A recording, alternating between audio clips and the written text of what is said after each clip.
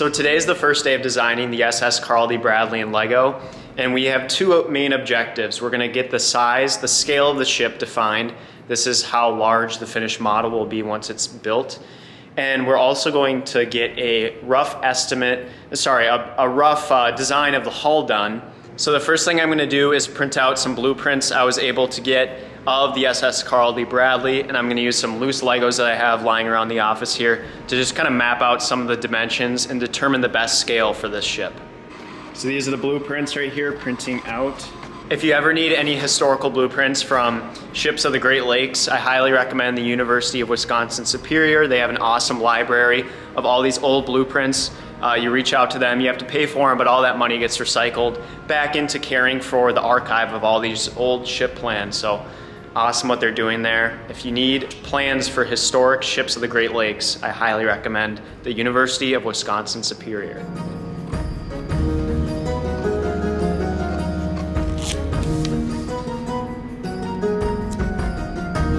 So we have our two blueprints here. One is larger than the other. What I do with the blueprints is just use a regular printer and then I tape them together. Just to clarify what I'm talking about in terms of scale, scale just refers to the number of multiples I would take to line up and measure the actual length of the real ship. So in 1:430 scale, 430 of models this length would have to line up in order to match the exact length of the SS Carl D. Bradley.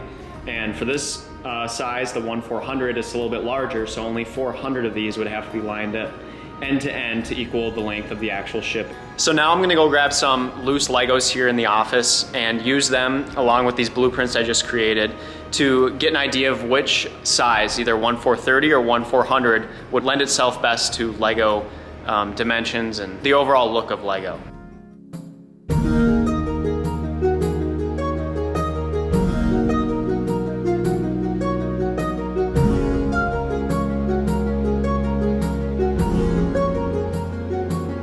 So there's really not much difference between the two of these that I've been able to find in terms of the dimensions and proportions of Lego bricks. One thing I did find was the hatches on the 1/430 scale matched a lot better for Lego dimensions versus the 1/430 scale. You can see there's a little bit of margin around the brick.